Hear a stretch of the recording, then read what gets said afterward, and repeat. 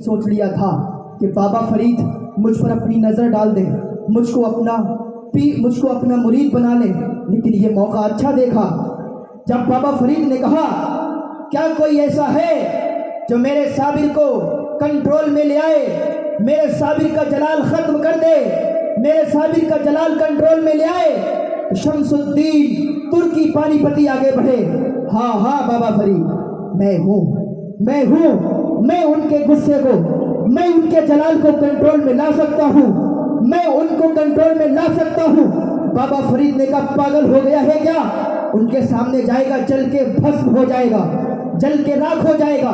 शमसुद्दीन पानीपती कहते हैं, हुजूर मुझे इजाज़त अता करें, मैं अपने तरीके से, मैं अपनी जहानत से उनको कंट्रोल में ले आऊँगा।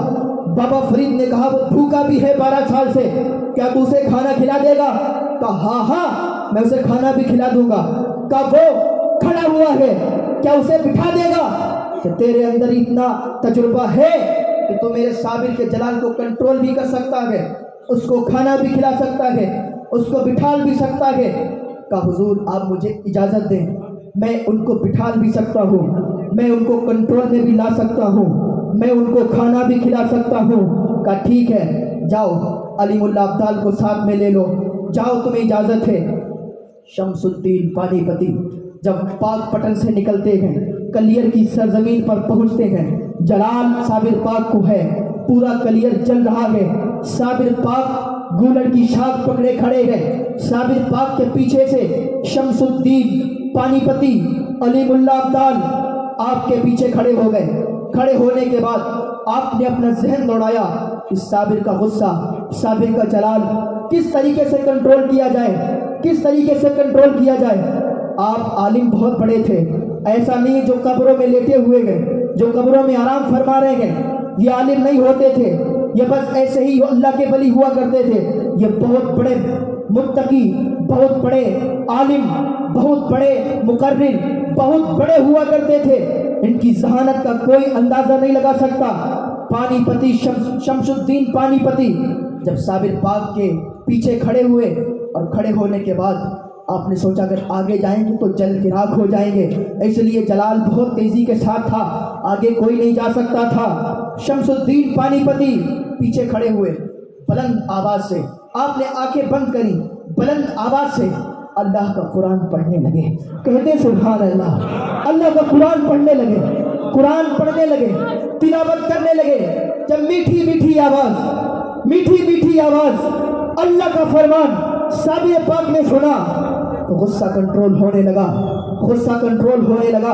साबिर पाक ने फरमाया, पीछे कौन है, पीछे कौन है, आगे आओ, कुरान मेरे पीछे क्यों पढ़ते हो?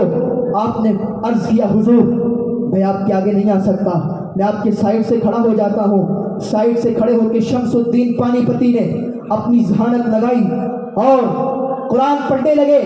कुरान पढ़ते पढ़ते आप ठहर गए। साबिर पाक ने फरमाया, रुक क्यों गए हो, ठहर क्यों गए हो? पानीपती ने अर्ज किया, हुजूर आका खड़ा हो, गुलाम बैठ जाए, ये अदब के खिलाफ है, आका खड़ा हो, क्योंकि इन्हें बिठाना था साबिर पाक को। कहा हुजूर आका मैं तो थक गया हूँ, मैं चाहता हूँ कि मैं बैठ जाऊँ, लेकिन आप खड़े हैं, आपके अदब में कैसे बैठ सकता हूँ? साबिर पाक ने फरमाया, तू कुरान बड़ा अच्छा पढ़ता है, तू कहता है तो मैं बैठ जाता हूँ, लेकिन तू कुरान पढ़ना शुरू कर, तू तिलावत करना शुरू कर।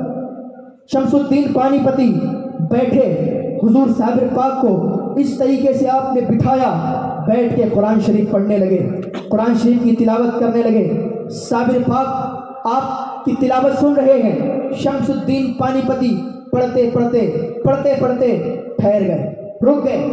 साबिर पाक ने फरमाया, ए कुरान पढ़ने वाले, तू ठहर क्यों गया है, चुप क्यों गया है?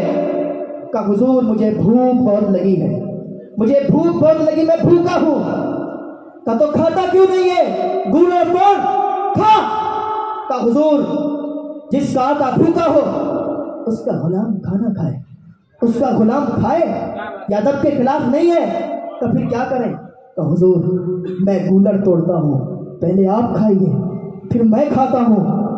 शमसुद्दीन पानीपती ने गूलर तोड़े, توڑنے کے بعد صابر پاک کو کھلائے، صابر پاک کو کھلانے کے بعد خود بھی کھائے، کھانے کے بعد پھر صابر پاک کا غصہ بالکل ختم ہو چکا تھا، صابر پاک کا جلال بالکل ختم ہو چکا تھا، اب کلیہ چونکہ بھسم ہو گیا تھا۔ اب شمس الدین پانی پتی کا کام کیا تھا؟ صابر پاک کے پاس آپ تلاوت کرتے رہتے، صابر پاک نے شمس الدین پانی پتی نے اجازت چاہی، حضور اب میں جانا چاہتا ہوں، کیونکہ انہیں غصہ کنٹرول میں کرنا تھا، صابر کو کھانا کھلانا تھا، ان کو نیچے بٹھانا تھا۔ اس کے بعد یہ بابا فرید کے مرید ہونے والے تھے، اب یہ نکل گئے تو صابر پاک نے فرمایا کہ تم نہیں جا سکتے، تم قرآن بہت اچھا پڑھتے ہو، تم تلاوت بہت اچھی کرتے ہو، یہیں ٹھہر جاؤ، میرے پاس رہو۔ اور صابر پاک نے ان کو اپنا مرید بنا لیا، اور ایک جھوپڑی انہوں نے صابر پاک کی بنائی، ایک جھوپڑی اپنی بنائی، اور وہیں پر یہ تلاوت کرتے رہتے۔ حضور صابر پاک ان کی زبان سے، ان کے منہ، ان کی زبان سے تلاوت سنتے رہتے، اور وہیں پر یہ اللہ کی عبادت کرتے رہتے کہ حضور صابر پاک کی شان ہے۔ شاید شمس الدین پانی پتی نے یا کسی اور نے ان سے پوچھا تھا کہ حضور یہ بتائیے کہ فنا کسے کہتے ہیں، بقا کسے کہتے ہیں؟ تو حضور صابر پاک نے فرمایا کہ جب میرا انتقال ہوگا، جب میرا وصال ہو جائے گا تو تمہیں پتہ چل جائے گا کہ فنا کسے کہتے ہیں اور بقا کسے کہتے ہیں، کہ تمہیں پتہ چل جائے گا۔ کہ حضور ٹھیک ہے۔ جب حضور صابر پاک کا وصال ہوا تھا، صابر پاک کا وصال ہونے کے بعد آپ نے وصیت کی تھی کہ میرا نماز جنازہ وہ پڑھائے گا، ایک گھوڑ سوار ہوگا، چہرہ اس کا بند ہوگا، وہ آئے گا گھوڑے پر سوار ہو کر نماز جنازہ پڑھائے گا، اور پڑھانے کے بعد واپس چلا جائے گا۔ پھر تمہیں سمجھ آ جائے گا کہ فنا کسے کہتے ہیں، بقا کسے کہتے ہیں۔